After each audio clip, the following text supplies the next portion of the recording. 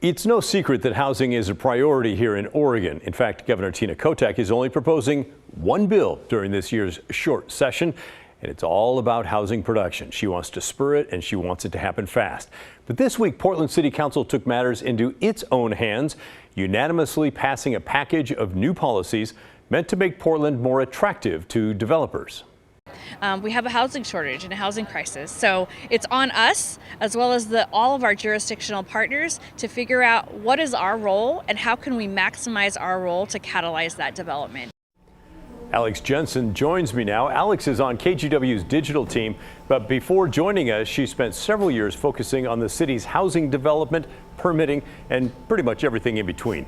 Alex, what are the specifics of this new deal? Yeah, so the overarching goal here is to lower the cost of building new homes in Portland and accelerating housing production in these regulations. And these regulations are not earth-shattering, and the public may not even notice a difference walking along the street, but they cut some of the red tape that developers have long complained about here. This deal took nearly a year to come together. One of the biggest parts of this is a tax break expansion for some new apartment buildings. This only applies to buildings that are subject to inclusionary housing requirements, which mandates that new buildings with 20 or more units make a certain amount of them affordable. The tax breaks are meant to offset the financial losses for developers on those reduced rent units. A recent study found that tax breaks before this package balanced out for developers in the central city, but they were losing money in other higher cost areas like Northwest Portland. So in essence, these new rules try to ensure that developers are not burdened by these cities' affordable housing policies. It used to be builders would take that risk because Portland was a big investment. If you talk to anyone who does capital investments, you'll see that Portland's pretty much at the bottom of the list right now. We're not attracting capital investment right now. So it is our duty to provide some incentives, or we're just probably not going to magically see a housing boom and building of homes.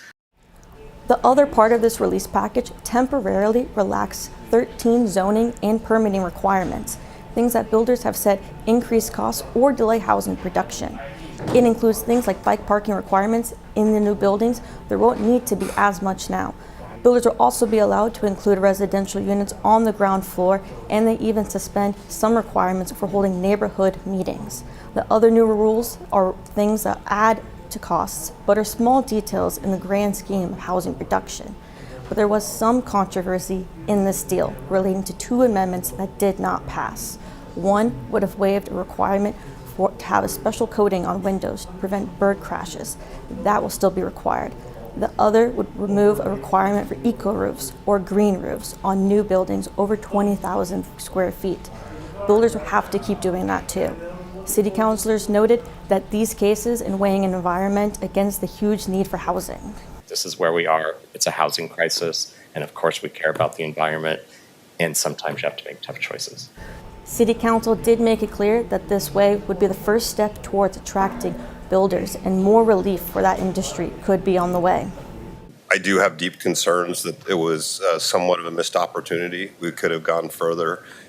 We didn't go far enough. We still have a lot of work left to do to accelerate housing production. This set of regulatory relief measures provides what I believe are meaningful cost reductions, important administrative streamlining, and time savings for housing projects in Portland. All of these new rules will take effect March 1st, a month from today. In the newsroom, Alex Jensen, KGW News. All right, thank you, Alex.